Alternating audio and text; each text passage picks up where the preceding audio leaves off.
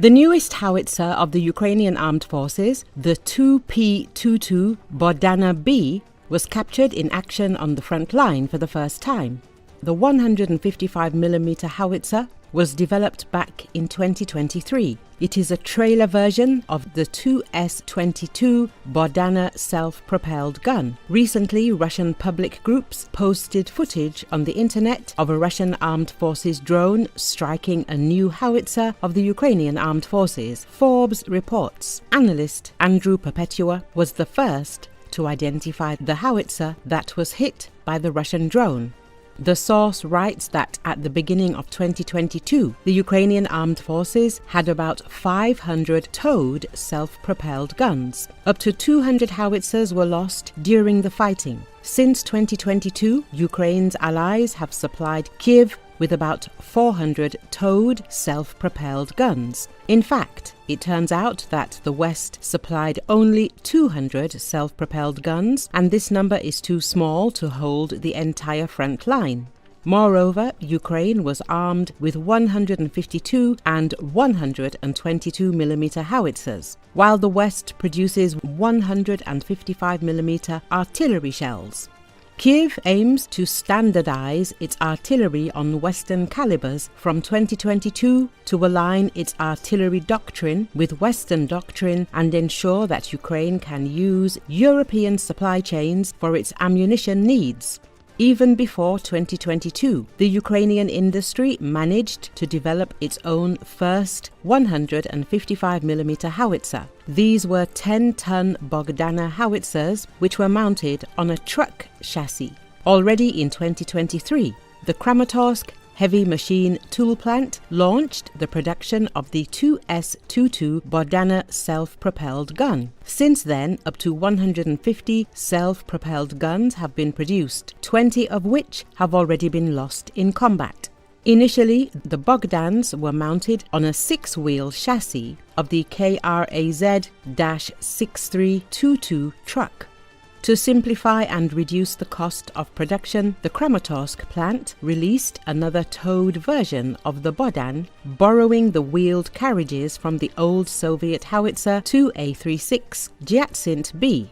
It is known that for the first models of the 2P-22 Bohdana-B self-propelled guns entered service with the 47th Brigade in the spring of 2025.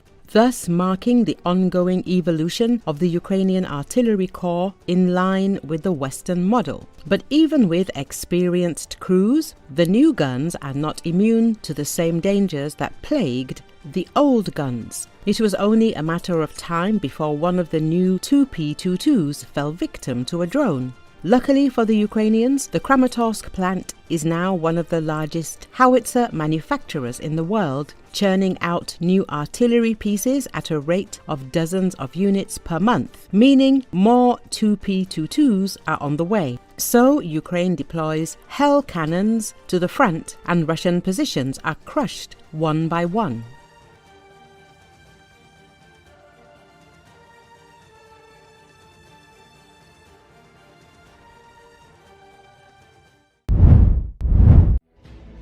New footage has emerged of Russian soldiers using old vehicles and motorcycles to move along the front line. The soldiers are moving in buggies, UAZs, and other vehicles that have been damaged in the fighting and have missing parts. This makes them easier targets for Ukrainian drones. It should be noted that the use of civilian vehicles by Russian soldiers on the front line has increased. This is largely due to the lack of armored vehicles.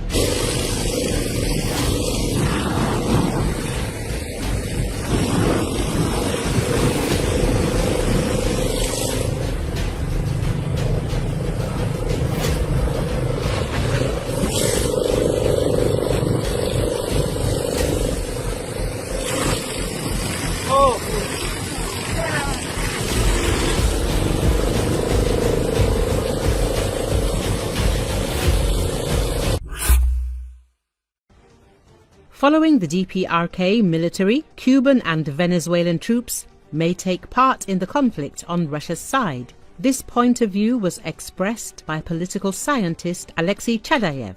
According to him, there are other strong armies in the world that are not hostile to Russia and are interested in gaining experience in modern warfare.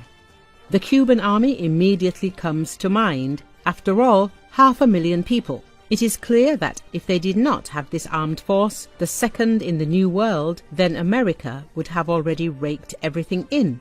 Republicans who dream of punishing these followers of Castro. Everything is harsh there, Chadayev noted. He added that the second army that could take part in the conflict on the side of the Russian Federation is the Venezuelan Armed Forces. Venezuela is also a completely obvious option.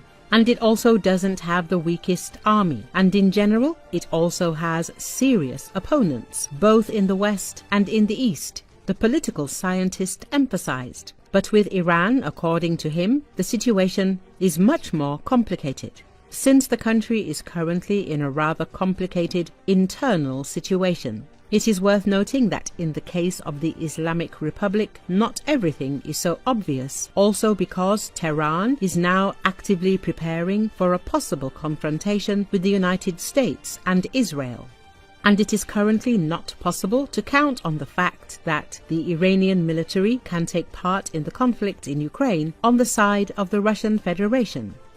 According to the military and political leadership of Russia, the North Korean military showed courage, dedication and heroism in carrying out combat missions in the Russian-Ukrainian border area. About 600 North Korean soldiers have been killed fighting in Russia's war in Ukraine, South Korean lawmakers have said, citing intelligence officials.